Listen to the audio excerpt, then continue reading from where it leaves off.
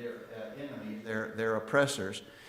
Initially, there were 32,000, I think, 32,000 men gathered to fight. And God said, that's too many, because if you go to battle and you win the battle, then you're going to think you did it on your own.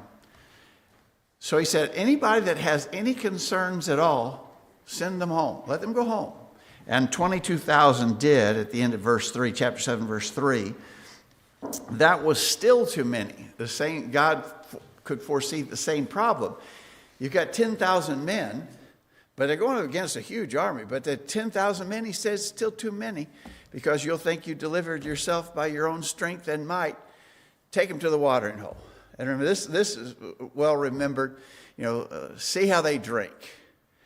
So the majority of that 10,000 man troop got their faces down into the water and drank the water. But there were 300 who scooped up water in their hands and drank this way.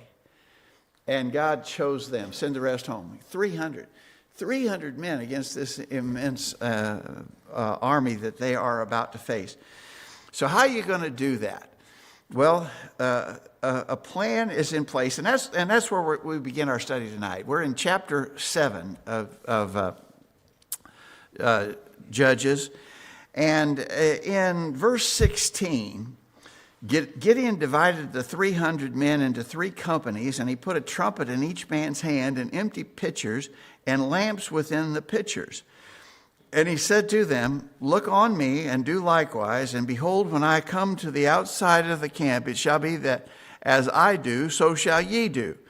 When I blow the trumpet, I and all that are with me, then blow ye the trumpets also on every side of the camp, and say, the sword of the Lord and of Gideon. So Gideon and the 100 men that were with him came to the outside of the camp in the beginning of the middle watch. And they had but newly set the watch, and they blew the trumpets and brake the pitchers that were in their hands.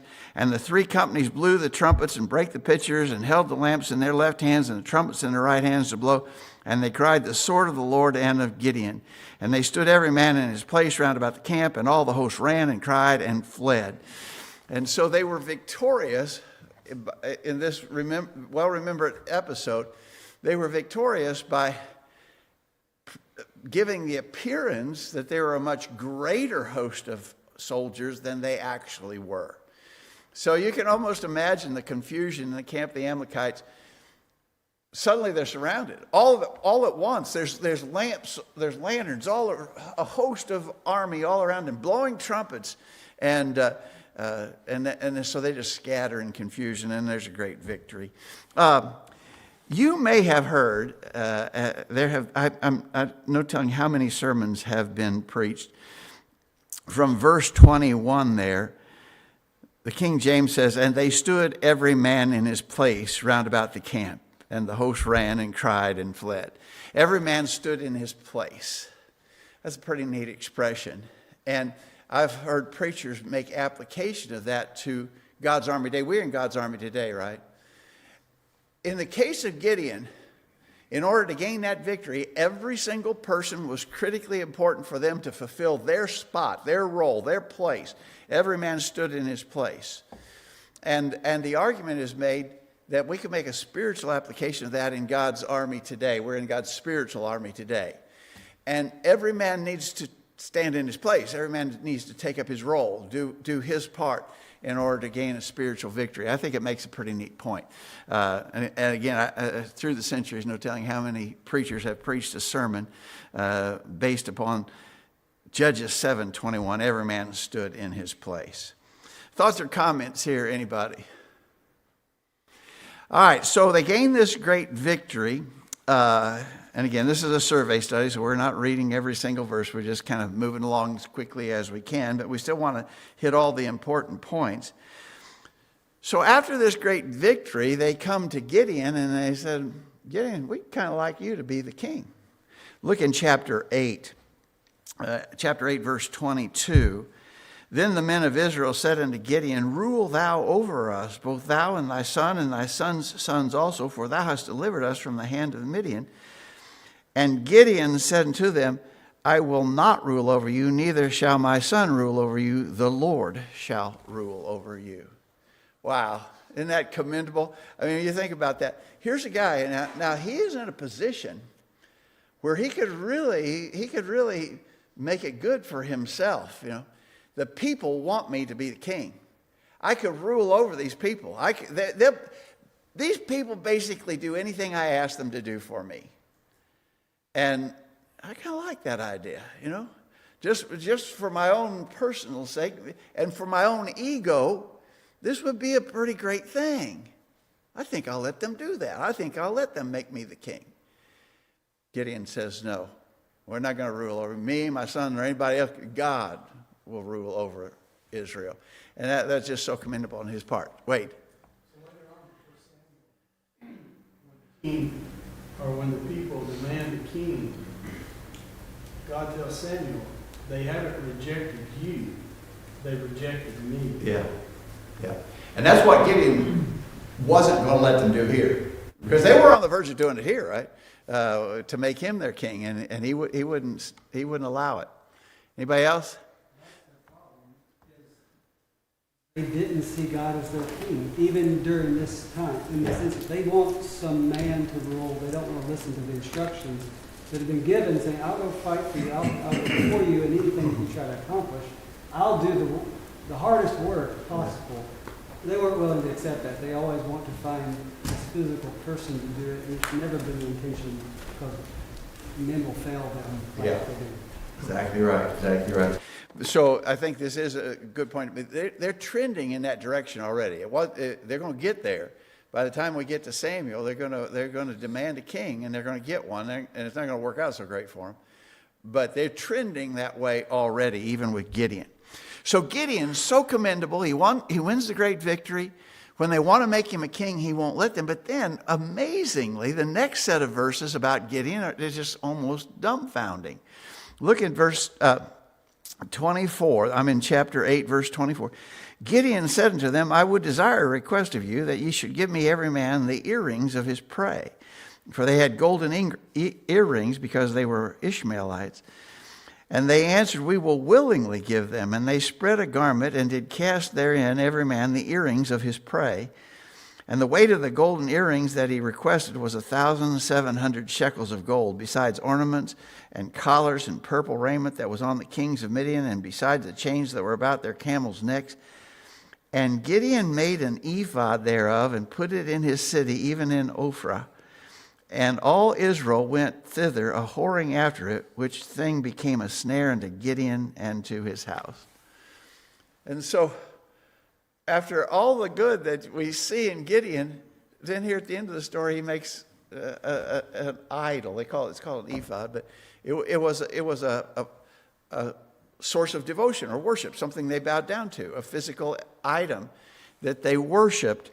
And notice the strong word in the King James.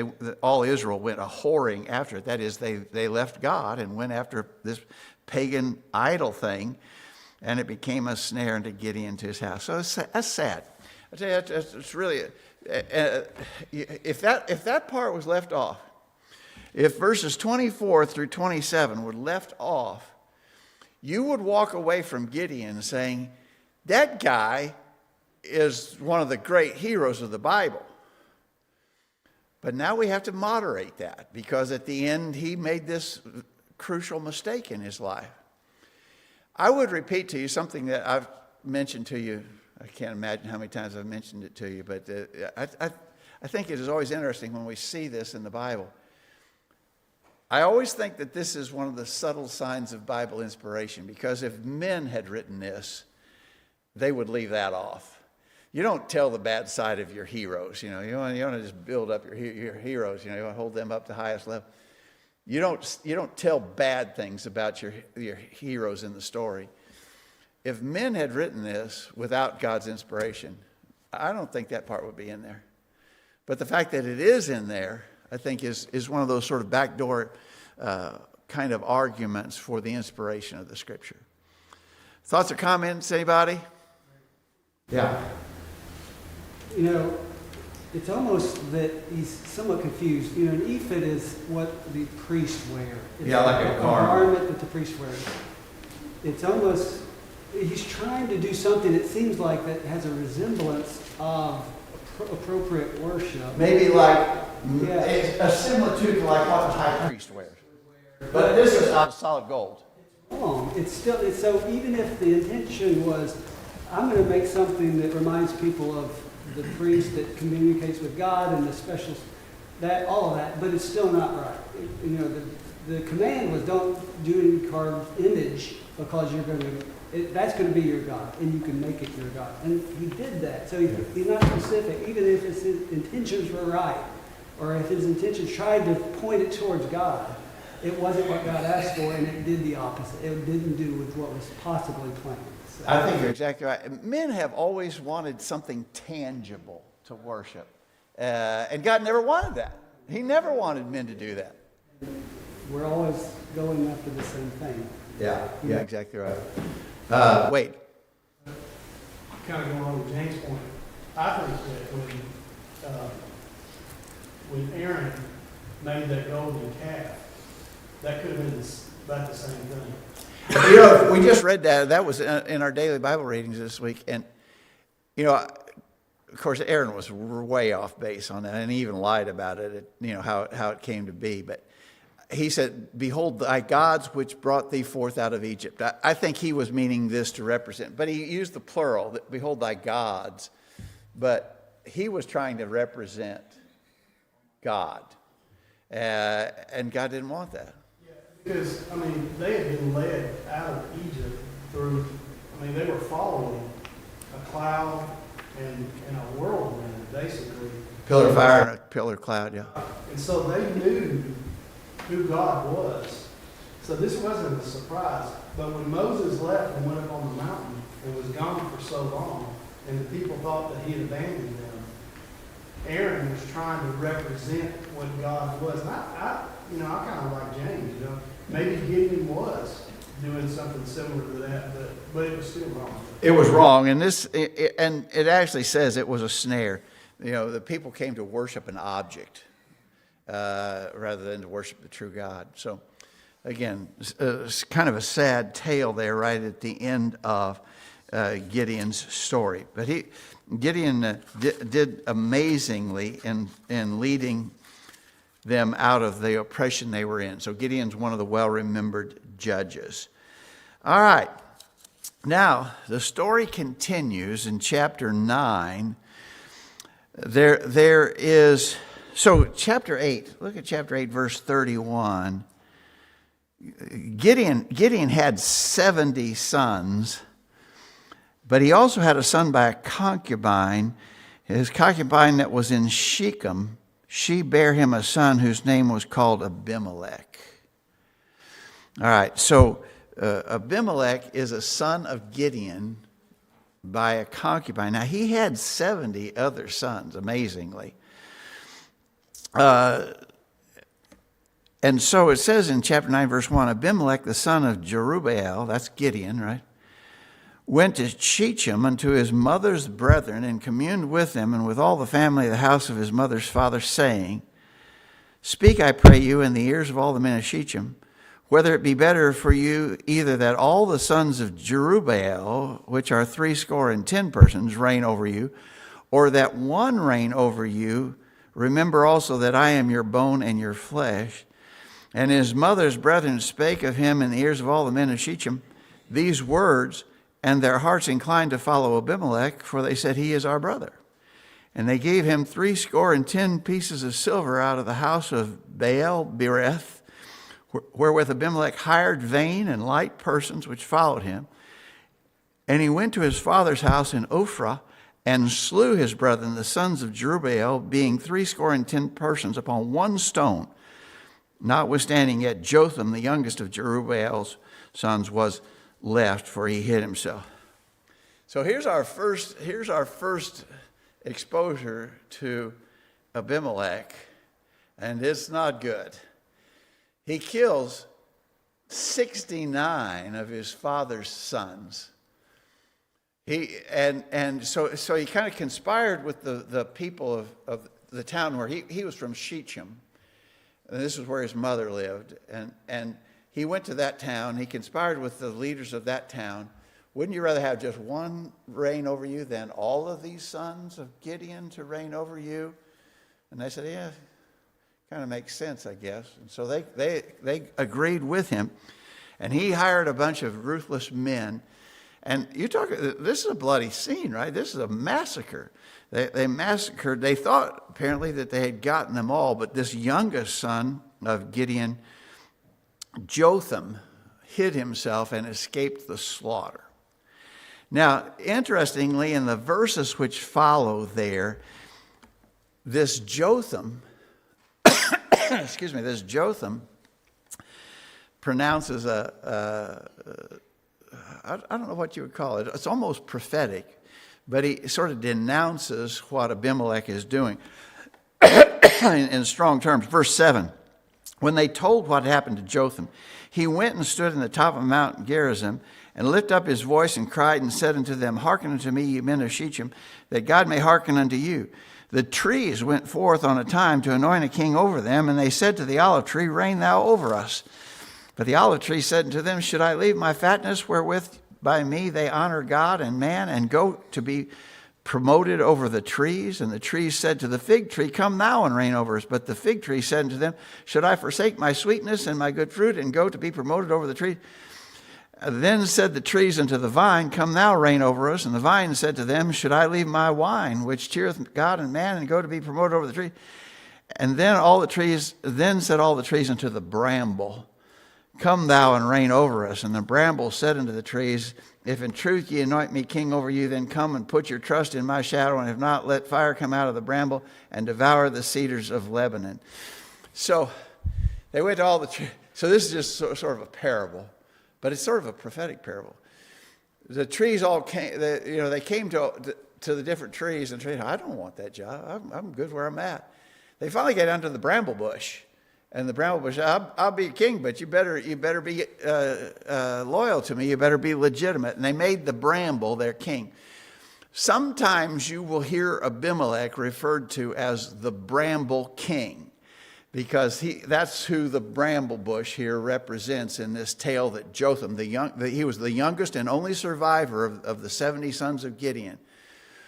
And he tells this tale condemning both Abimelech and Shechem for their conspiracy against the house of Gideon. You get down here in verse 19. Abimelech says, if ye have dealt truly and sincerely with Jerubbaal and with his house this day, then rejoice ye in Abimelech. This is still Jotham speaking. If you have dealt truly and sincerely with Jerubbaal and with his house this day, then rejoice ye in Abimelech, and let him also rejoice in you.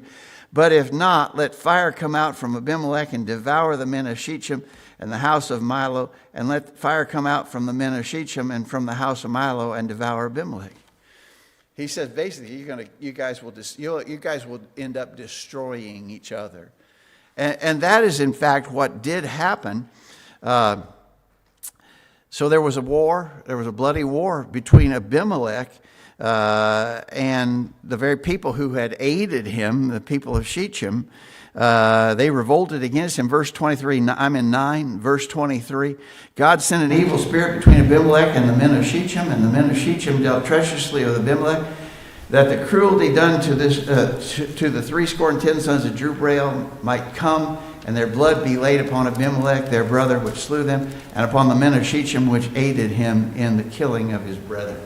And so they ended up in a bloody war, a battle.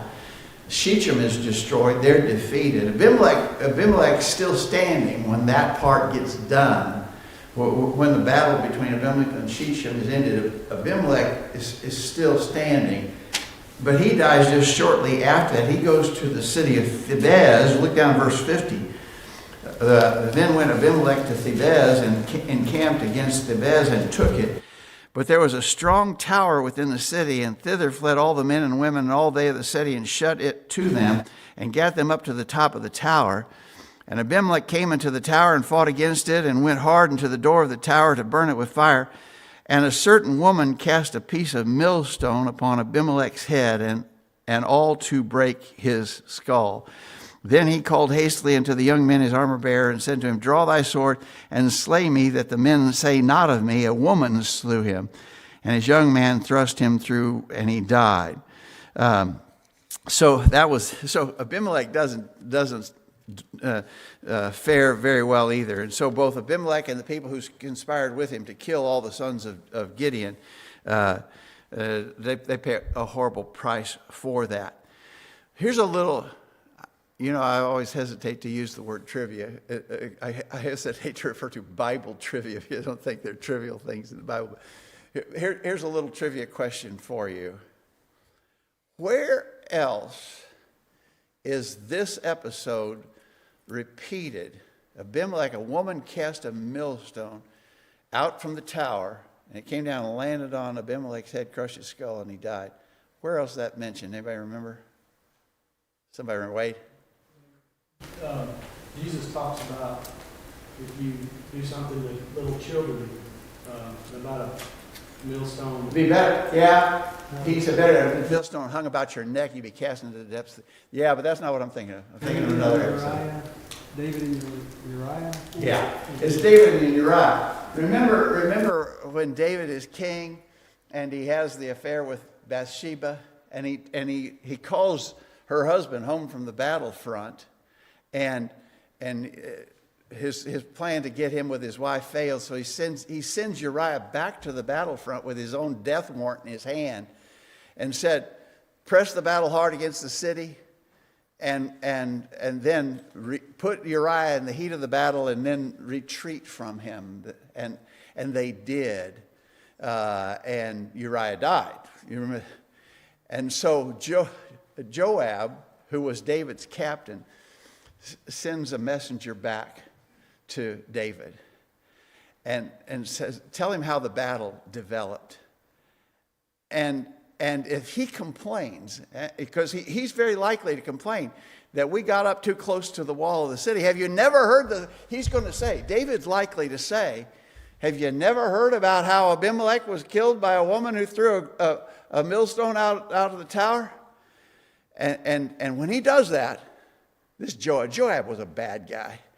And he says, when he does that, then you just say, and Uriah the Hittite is dead.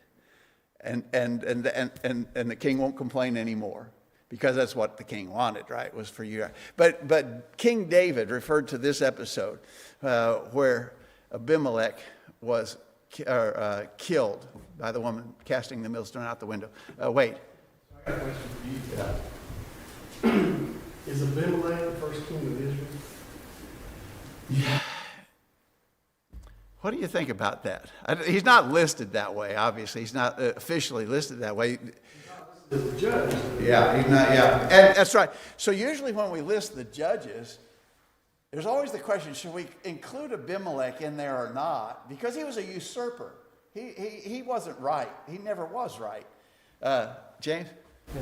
Well, he's not a judge because God raised up judges to deliver Israel. He's the one that caused Israel problems. Secondly, God anoints kings. He was an anointed king. Yeah. He was king of Shechem, the city of Shechem or Shechem. But no, he made himself king, and that doesn't count in regards to it. Yeah, in all honesty, he was neither a king nor a judge.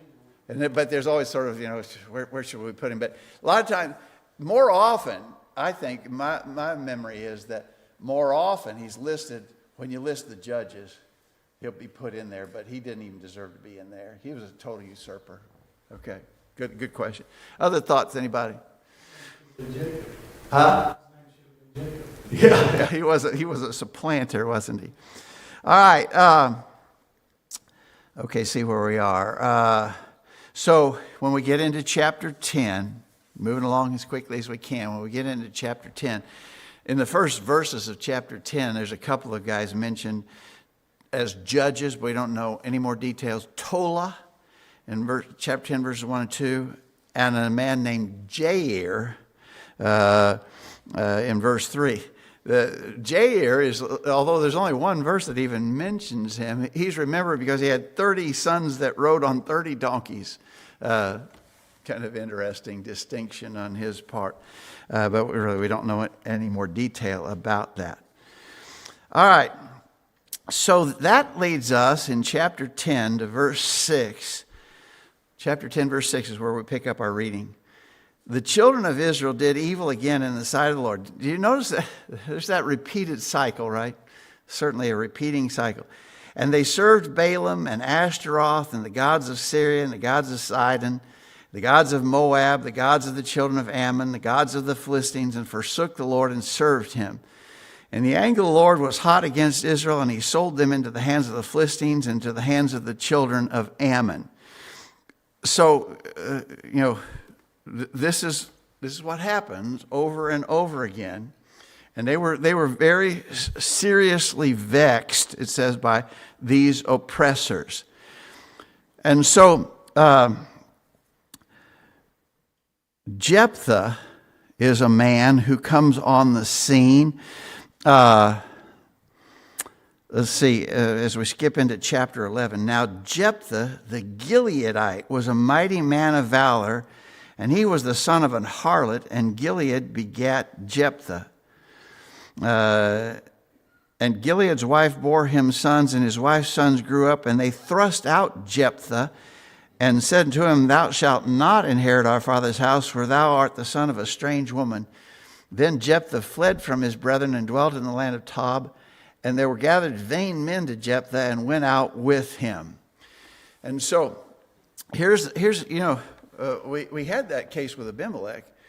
He was the son of Gideon's concubine. In this case, Jephthah is the son of a harlot. His father had a child by this son by a harlot, and the legitimate sons of Gilead won't let him be a part of the family, and they run him off so that he can't participate in the inheritance of the father.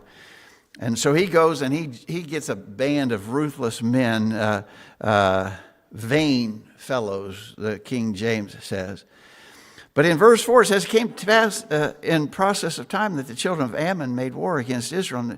And it was so that the children of Ammon made war against Israel that the elders of Gilead went to fetch Jephthah out of the land of Tob.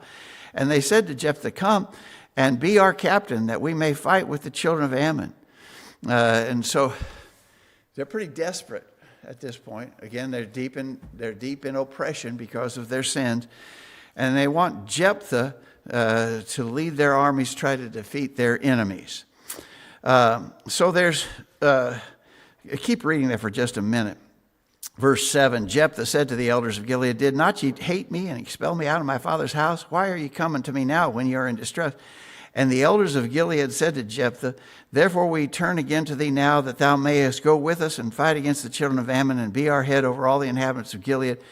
And Jephthah said to the elders of Gilead, If you bring me home again to fight against the children of Ammon, and the Lord deliver them before me, shall I be your head?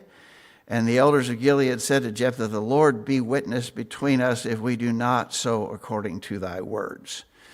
And so, again, I didn't really think about this similarity. That we sort of see, again, this trending toward wanting something more than just a deliverer or judge from God, but wanting someone to be head or king over them. And they've sort of, these people in Gilead have made that promise to Jephthah. All right, the story of Jephthah is well, maybe we got time to cover this. So Jephthah, if you skip down to, let's see here, in chapter 11, verse 30, Jephthah is ready to go into battle.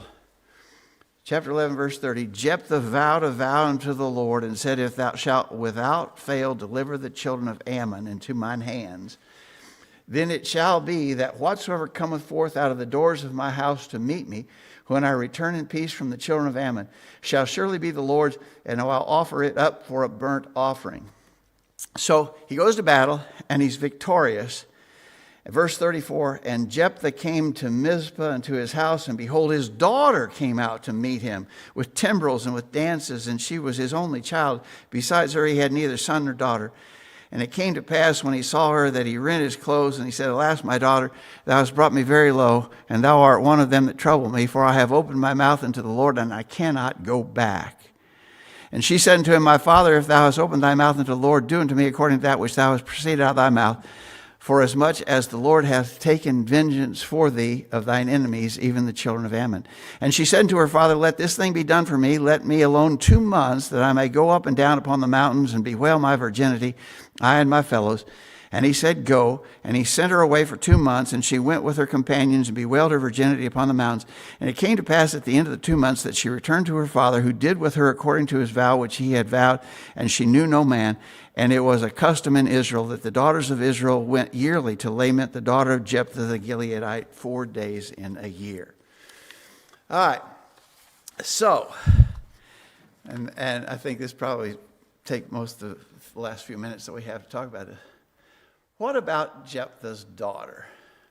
Now, what we often refer to, we call this Jephthah's rash vow, right? He made a promise or a vow, a commitment to God without thinking it through. He didn't consider how this might turn out. He didn't consider how hard it might be to accomplish what he has promised. So we often refer to this as Jephthah's rash vow. And very often we use that, say, man, before you make a promise, make sure you can fulfill the promise that you're making. That would be true promises between one another, but also be true of our promises to God. Make sure you can fulfill your vows. So the question is asked, did he offer his daughter as a burnt sacrifice? Now, when you read this, I mean, I'm absolutely sympathetic with that. When you read through that the first time, it sounds like he offered his daughter as a burnt sacrifice. But I want to challenge your thinking on that just a little bit. First of all, so the first thing that comes out of my house to meet me, I'll offer as a burnt sacrifice. Well, what kind of things could, under the law of Moses, which they're living under at this point, what kind of things could be offered as a burnt sacrifice? Only clean animals, right? Only clean animals were legitimate sacrifices. What's liable to run out of the house to meet him when he comes back? I think maybe his dog, Maybe a dog runs out to his loyal dog. Can you offer a dog as a burnt sacrifice? Well, a dog's an unclean animal, right? You can't offer a dog as a burnt sacrifice.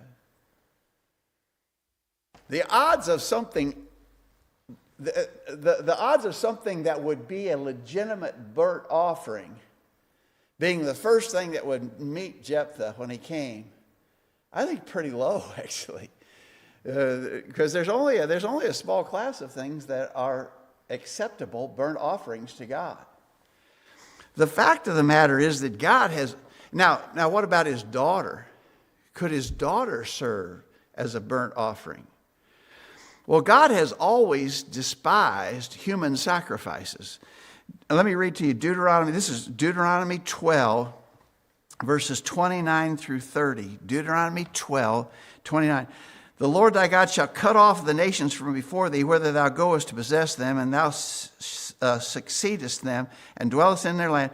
For every abomination to the Lord which he hateth have they done unto their gods, for even their sons and their daughters have they burnt in the fire to their gods.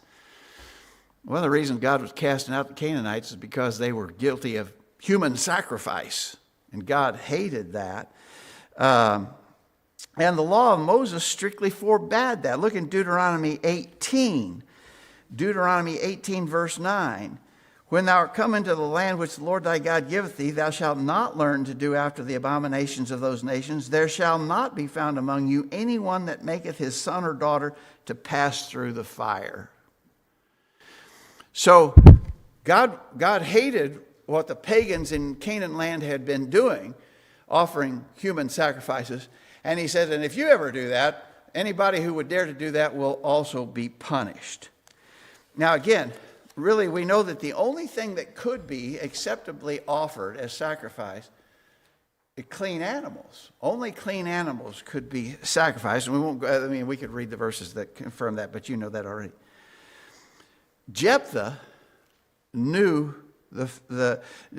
Jephthah was a man of faith, and he would have known the laws of God. Did you know that Jephthah is mentioned in Hebrews 11? in the so-called Faith's Hall of Fame in Hebrews chapter 11, verse 32. What shall I say more? For the time would fail me to tell of Gideon and of Barak and of Samson and of Jephthah and of David also and Samuel and of the prophets. So Jephthah was a man of faith. He's actually commended in Hebrews 11 as such a man. So as you read that story, look at it again. So we're still in chapter 11. We're talking about Jephthah's daughter. So in chapter 11, verse 30, Jephthah vowed a vow unto the Lord and said, If thou shalt without fail deliver the children of Ammon into my hands, and it shall be that whatsoever cometh forth out of the door of my house to meet me, he says, surely it shall be the Lord's, and I will offer it up for a burnt offering. So I think he actually promised two things. Whatever comes out to meet him is going to be devoted to the Lord. And I would say this is a conditional and if it's an acceptable burnt offering, I'll offer it as a burnt offering. Whatever comes out to meet me will be the Lord's. And I'm going to argue it's a conditional and if it's an acceptable burnt offering, I'll offer it as a burnt offering to the Lord. So, there were several, for instance, I think just today in our daily Bible readings, we read where every firstborn of every animal and even of humans was the Lord's. The King James Version used the phrase, whatever openeth the matrix. In other words, the firstborn of anything. If it was an animal, it was to be given to the Lord or redeemed. Like if it was a donkey, you can't offer a donkey as a sacrifice, but you could redeem it with something else so that you could keep the donkey. But the donkey belonged to the Lord. You either redeem it or kill it. It belongs to the Lord. The firstborn children belonged to the Lord. So your firstborn child was the Lord's. You had to redeem the firstborn child. Obviously, it can't be offered as a sacrifice. You have to redeem it, right? All right, so notice, then skip down to verse 37. His daughter said to her father, let this thing be done for me. Let me alone 2 months that I may go up and down upon the mountains and do what? And grieve about my impending execution? No. Let me go up and down on the mountains with my friends and bewail my virginity. What the indication, I think, is that just as Jephthah had vowed, she will be devoted to the Lord. And so she's not going to be married off. She's not going to have a family of her own. She's not going to have children. She's going to be, I've vowed, and the daughter agreed, you got to fulfill your vow. She becomes a devoted servant of the Lord, and she never marries, and she never has children. Look there in verse 39. It came to pass at the end of 2 months that she returned to her father, who did with her according to his vow which he had vowed, and she knew no man. She becomes a perpetual virgin in service to the Lord. I'm arguing, if you disagree with me, I will not fall out with you about this, but I'm arguing that she was not offered as a burnt sacrifice to the Lord, which would have been an abomination to God for that to be done. But she was devoted to him because of the vow that her father had made. Any thoughts, anybody? James? Well, you saw how frustrated Jephthah was when he saw her. Your explanation, and I've heard that, and I think it's possibly the right way to think about it. His frustration and sorrow over it still makes sense in that scenario because the lineage stops. She's his only child. So and you know how important the family was to gain the land and all that. He would be upset in the first place. Again, if you firmly believe that she was made a burnt sacrifice, I'm not going to fall out with you about that. To me, that just doesn't fit what we know about God and what God desired. Cole? I don't see us, God doesn't approve it. We don't see that he's saying, oh, this is a good thing you're doing, or I accept this sacrifice. This is just Jephthah saying, I'm going to do this. We don't need approval from God. All of a sudden you think that Jephthah did it. That he maybe did. That he did it, but not as though God would accept it. Okay? Possible? It's possible. I'm totally open to that. And like I said, I'm not, Cole, I won't duke it out with you after service. No, I'm not going to do that. To me, the other explanation works better, I think, but I'll leave that to y'all to consider. Jephthah's daughter, famous. But the real takeaway lesson is the rash vow of Jephthah.